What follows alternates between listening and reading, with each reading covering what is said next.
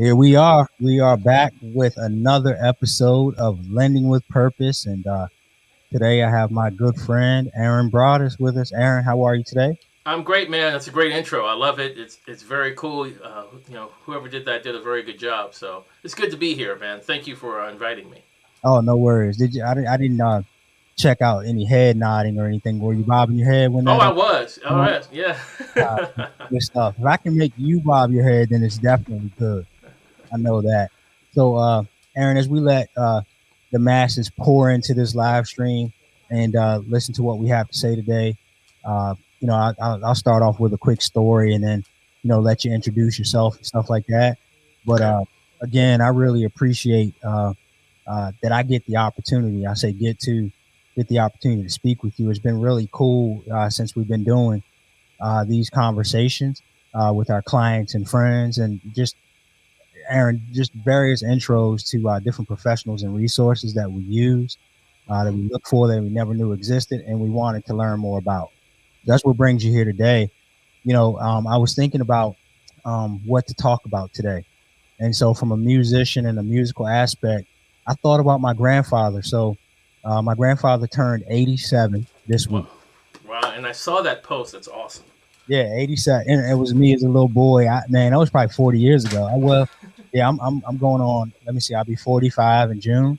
Hmm. And so I think I was about 5 or 6 years old in that picture. So um, it's funny. I put the piano keys as like the emoji in the what do you call that thing? The comments or whatever they call it. Um, and so I couldn't find an emoji for a Cadillac. So a couple things. My grandfather always kept himself a Cadillac, and he played the piano ever since I remember. And when I called him on his birthday the other day, he started to go back through memory lane, all the stuff that he had told me a million times already. But it was great to listen to it. And so I won't bore you and everybody else with the whole details of that particular story, but the outcome of it, when I was talking to my grandfather, is he was the only one in the world that could tune a piano without the things that you put in between Oh, the strings, yes.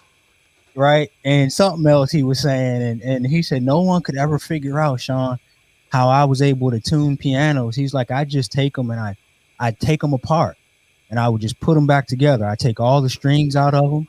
I put them, put it all back together. I would tune the piano without the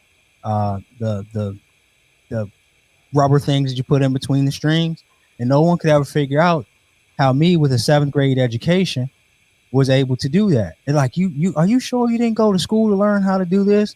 And he said he would always just do this. He'd always point up in the sky and be like, it's not on me. Someone else told me that. And so when we had been talking, and today knowing that I get an opportunity to talk to you about like just mindset and investment strategies and things like that, I think about my grandfather because he always not only did he keep himself a Cadillac, not only did he make a good living helping with pianos and tuning, refinishing pianos, playing as a musician in churches and things like that. He was into investments too as well. So I always knew that he had rental properties and tenants, and we were always working on those particular properties and keeping them up to speed. And so with you today, we'll talk about things like that because that's not really normal. You think like the stereotype that I think is just, you guys gig and you play music and, you come home, you eat and you play more music and you practice and you just rock out with each other. And that whole like That's part of mind, it. that whole mindset piece of getting into investments and things like that. I haven't really, outside of musicians that have been wildly successful with millions of dollars and such, talk about investments. So today, Aaron, I'm going to let you introduce yourself because, as I tell everybody, you're going to do a better job introducing yourself than I will. The only thing I will say, ladies and gentlemen, if you've ever watched pre-COVID Georgetown University in March Madness and you saw a band director with a blue head crushing it and the band killing it, this is your guy here. So, Aaron, can you tell us who you are and what you do? Well, I'm Aaron Broadus, and I do a few things. I'm a musician. I'm actually a former professor. I was a professor at Georgetown University for about 15 years, and one of my things was running the pep band, the wind ensemble, and jazz ensemble. So I ran three ensembles at the university and was responsible for really three libraries, or creating three libraries for each one that really didn't have libraries before I got there. I have I have my own business. I have BroadSound Entertainment. I started it in 2010, 2009, 2010, and it's a variety band. And we do a lot of weddings and corporate events. We got a chance to play for President Obama back in 2012. We did another event for the DNC. So we've done some high-profile things. And if any rock and roll fans know, if you're Foo Fighter fans and you know who Taylor Hawkins is, he actually came up and sang with the band once a while back. He was a guest at one of the weddings, and he came up and sang "Don't Stop Believin'," and it was before I had my GoPro, so unfortunately I don't have video of it. I wish I did. It didn't exist. No, not then. So trumpet's my instrument, and I also sing. I'm one of the lead vocalists in my band. It's a 10-piece band. We come in 10 or 8 pieces, and it's a hoot. It's great. I have some really amazing musicians that I work with. I'm fortunate, and one of the things that I can say with all of this and all my endeavors, I'm fortunate to have great team members, and I think that is important, and it's a foundation for success for anything you do. You have to have someone behind you. You have to have someone who you trust. You have to have someone you can count on, so that when you fall, when you have your bad days, they can help lift you up, because you'll have those. It's part of the process. You can't succeed really without failing. There's no real growth until you fail. And so the ones that go through tough times are the ones that typically learn the most, because if everything's great, then there's no real learning. So I'm a musician. I am a recent real estate investor, very recent, and I'm starting on my very first property that I'm under contract with now, and looking to finalize and close in the first week of May. It's a townhome in Baltimore that I'm looking to. My first idea was to flip. It's in a very good neighborhood, so now I'm debating, after I look at all the finances, if I'm going to flip or if I'm going to hold onto it, because long term could be more beneficial than the short term. So, but I have to run all the numbers. Nice.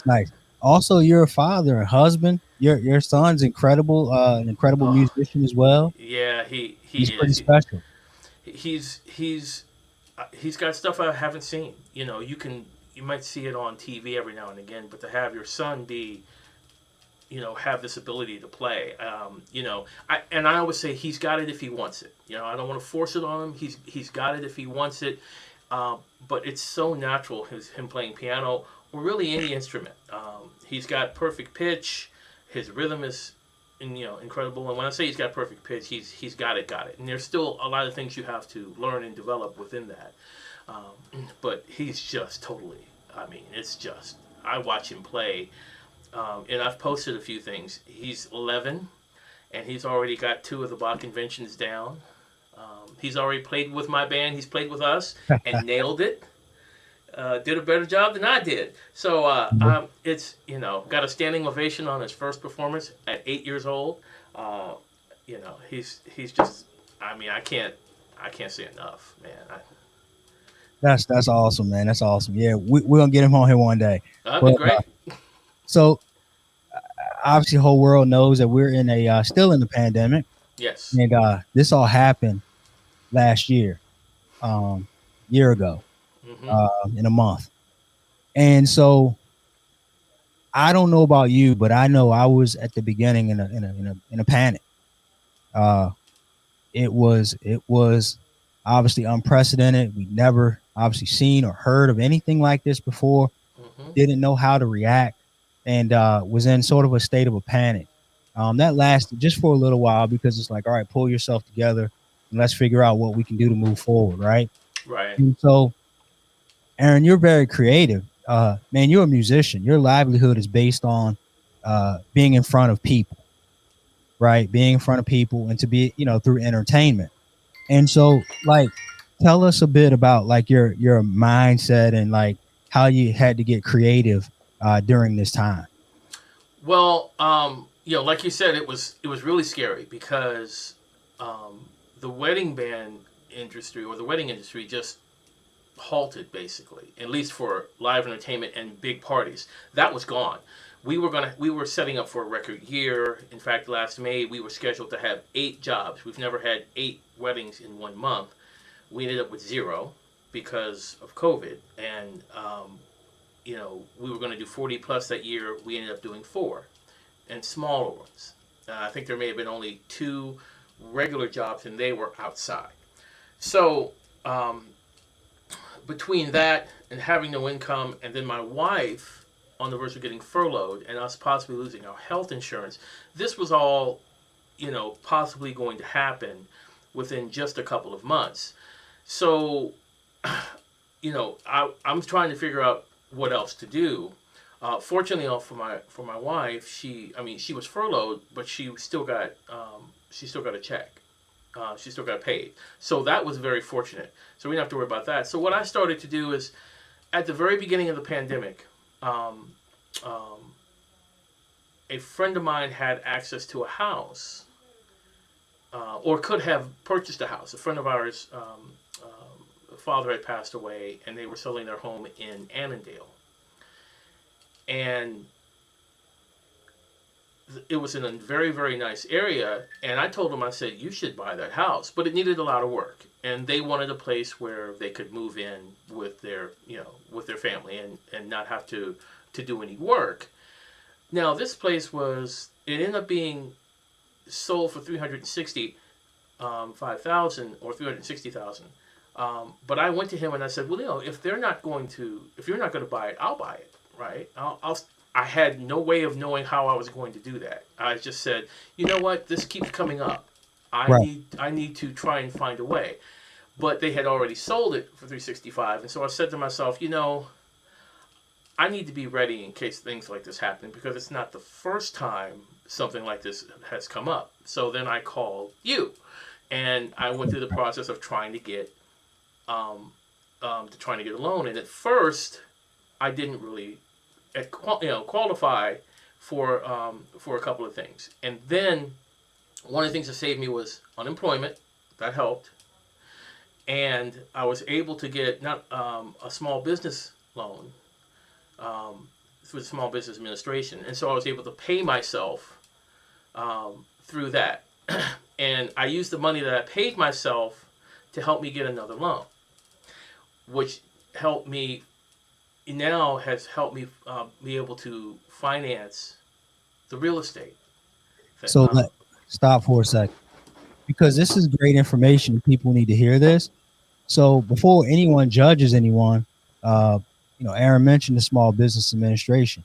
It was an amazing thing that they did last year to help people specifically like Aaron to be able to continue their businesses, to continue to operate, to continue to drive money into the economy, Mm-hmm. right? And so one of the things that I really want to point out is Aaron mentioned you've been in business since 2010, right? Right.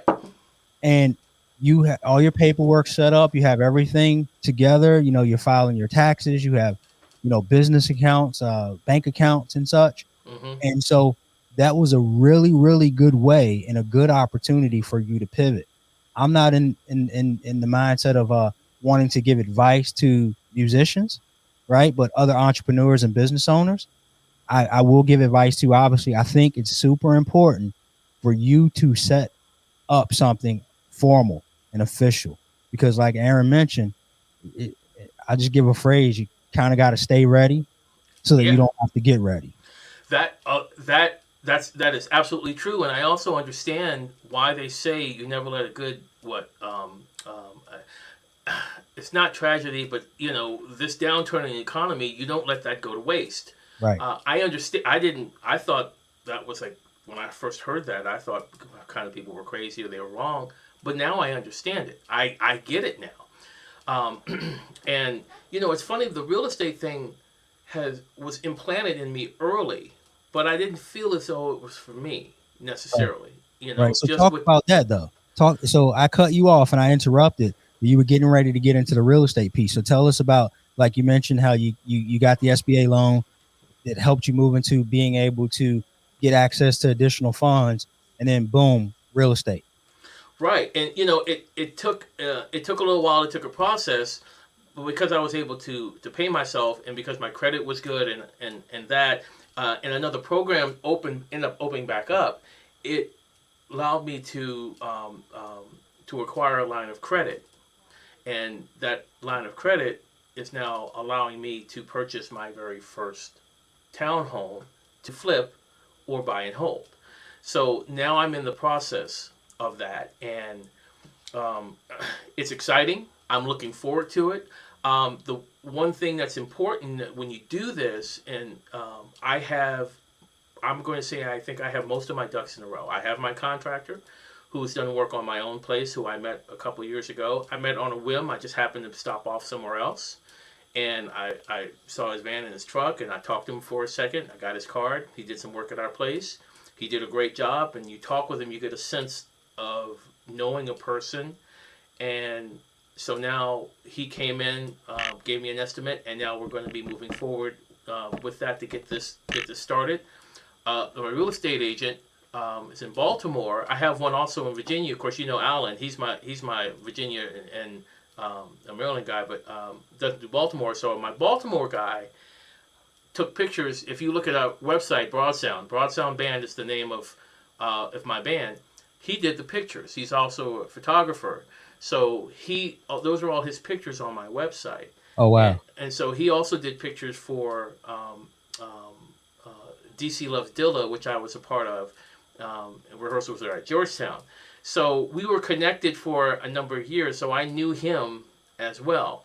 So he was my agent. My loan officer is right here on screen with you guys. So we went to college together. We all both went to George Mason.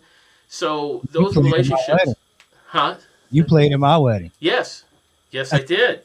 Yes, I did, and Alan's. Yeah. So, so it's a network. So for those of you that are younger and you're in college, and you know people that do this, and so it's good to keep in touch and keep those relationships strong, and to nurture those relationships, because you actually never know when you'll need something, because we all pretty much need each other at some point in time. It's good to help out and be able to help out friends.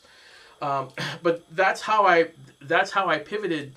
But once I heard about the house in Annandale, and because things like that kept popping up, I made the decision. And because my income was gone, I said, I have to do something else. I can't just rely on one thing.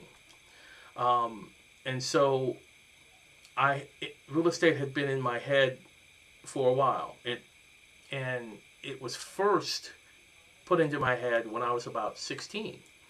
A friend of mine's father, who lives in McLean, said he owned 3 homes. I thought, man, he must have a lot of money. I'm 15, 16, and back then didn't have any money. And he goes, yeah, I rent them out. And I always remember this. He goes, and you can live on that. I always remembered that. That always sat with me. And the wild thing is, I thought about him after my first purchase, and I was going to call him and see how he's doing, and ask him some questions about that. And it's just odd that when I thought about him, I had got the message the next day. Unfortunately, he passed away, but he was 89 years old, so he had a nice long life, and it was he was a great guy. And there was another musician, and get this, she was at the Kennedy Center working with, I believe it's Pavarotti.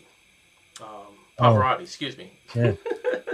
I know Paparazzi, sorry, I mixed those two up. Pavarotti. Same. And she's now a real estate agent. And the reason she got into a real estate agent, she asked Pavarotti, well, because he doesn't do a whole lot of jobs, right? He does what he wants to do. Well, how do you manage to do that and be successful? And he goes, well, it's real estate. That's what he told her. And and when I say it keeps coming up, and I read this in an article, it keeps coming up. So he's made money in real estate, and he's able to pick and choose what jobs he wants to do, when he wants to do it, how he wants to do it. It's freedom. It's what it is, and it's something that I'm searching for, something I'm working towards. Not searching for now, but working towards. Working towards. And so it sounds like obviously the real estate is going to be able to allow you to have that freedom, right? So let's go for those musicians and just even folks that have been affected through COVID, because Aaron, that's a big reason why we're here today. I started this over a year ago, just out of wanting to add value to the network, because there were a lot of folks, my clients and friends, who were thinking about, hey, now I have to be a teacher at home, and a principal, because I'm homeschooling the kids. And so we started to bring teachers on to kind of talk about what that looks like. In our industry, we were panicked. Like, how are we going to get these signatures now on these documents that need to be signed when we're sheltered in place, right? Right. So we started to bring on title companies and realtors to talk about it. And then it evolved into job creation. Like, how do we help people understand what the workplace is going to look like in the future, and how to obtain a new job and such. And excuse me. So I say all that to say, you're here today, through all of that. And so when we were speaking earlier, you talked about, in addition to the pivot into real estate, your mindset also into starting another band or understanding how to scale your business that you currently have. Can you speak to that? Because I think people also need to hear that too as well. Sure, absolutely. Well, one of the things that I did to make myself more efficient, if you go to my Facebook page, you'll see a post that I redid my studio and I made it more efficient. I just completely cleaned it up, and it was a mess before. So I think cleaning house is one of the things that I was able to do. But in terms of being creative, there are a couple of things. One of the reasons that I did that is because I want to start writing and putting books together for TV commercials and things like that, and putting the library together and then submitting them. The other thing is I have a friend who has a business. I won't get into specific details about that, but being in business and this last year has helped me think more about things like this, especially with the stock market and what it's done. They have a business, it's a new business, and what I'm thinking about doing, and I said, hey, I'm going to go and say, we'll do parties for you. We won't charge you for parties, but in return, we'd like to have stock options. That's what I want to do, because it's in an industry. That blew my mind when I heard you say that. Well, it's in an industry that's going to blow up, right? We're headed there. And I'm thinking, this was just an idea that I had. I don't know if it can happen, but I'm going to,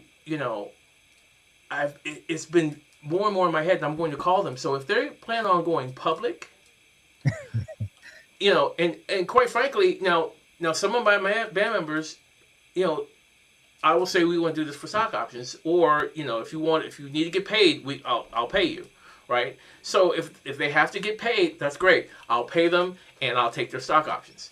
That's what I'll do.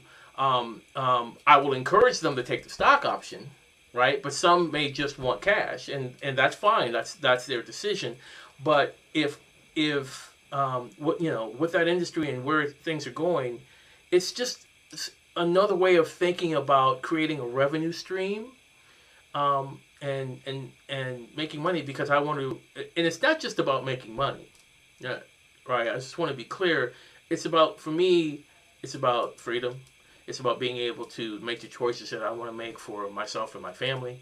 It's about leaving something to my son so he doesn't have to work at the jobs that I had to do in order to get to where he wants to be. He can work on going straight there, and and that's how many of the millionaires now are made. It's inherited. So I want to show him the business, and if he wants to do it, great. But show him a way of thinking creatively, because I'm doing stocks as well. real estate, stock market, music, and trying to intertwine that. And if I can do that with this new company, and being able to, really work for stock options. And I'll tell you why I think about that. A long time ago, when AOL was in Tyson's Corner, when it first came out, I almost went to work for them. I almost went to apply for a job, but I took a year off to work from George Mason, but I ended up not going there. I did something else, and then I remember years later them going public, and I was thinking, man, I missed out on that. So that's one of the things that triggered that thought in terms of stock options. So I hope. I mean, I think it's important for people to think of different ways of making money. I watch videos of Dr. Boyce Watkins. I just watch a lot of different things and trying to learn different things about finances and try and talk with people who are in the business, because you will find it will help you find your way or your niche and how it will fit for you, because everyone's a little different when it comes to that. Right. No, this Aaron, this is amazing, and I'm delighted to hear you say that. You have a primary residence that you bought years ago, and you and your family have settled into that. It's performing very well, like in regards to your equity position and such. Now you're getting into doing your first investment. What we found, Aaron, when we have done like surveys and polls of our clients and just the research that we've done, there's really three reasons why folks get into real estate. You touched on a lot of that today, but families, number one, you mentioned that. Investment. Like, so think about this. You're talking about stocks and such, and people talk about gold and putting money into their checking and bank accounts. Well, think about it from this aspect. Real estate is the only investment that I really know that you can purchase and that can increase in value, but you can actually live there, serve as a purpose for shelter. And so that's really amazing. And then stability. That's something that you talked about with sort of, leaving your legacy with with your son, to also have the choices of freedom and such. And so I'm going to wrap up with this, and then, we'll get into one more thing. But I talk about three things, Aaron, quite a bit. Build relationships before you need them. Number one. Yeah. You talked about that team foundation, right? And you talk about that's the foundation for success. And you and I talked about this years ago.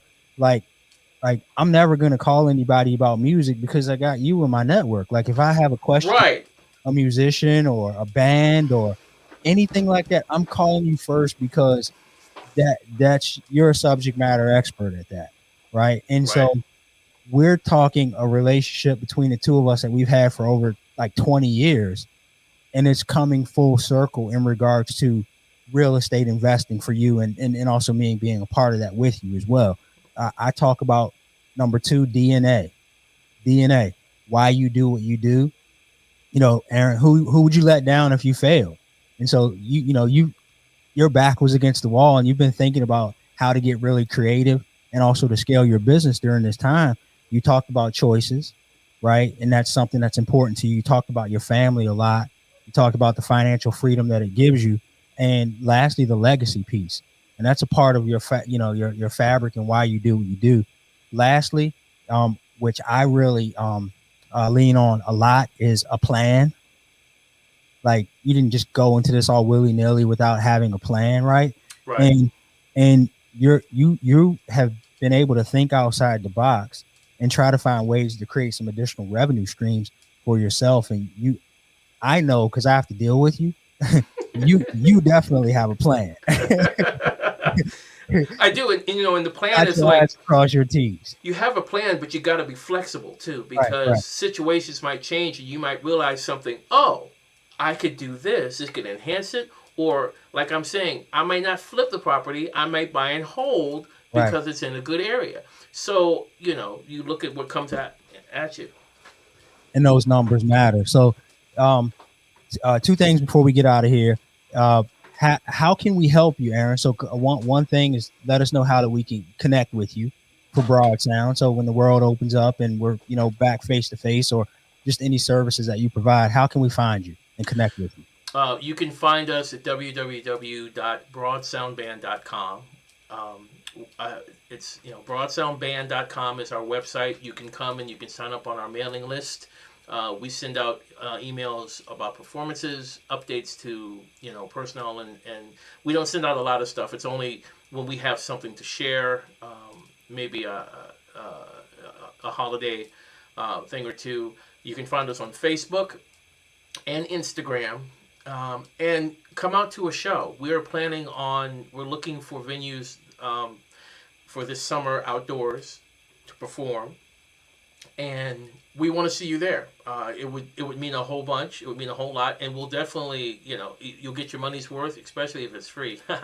um, but it's a great band. They're great musicians. They're great people, and it's just a wonderful experience. I'm blessed to have them.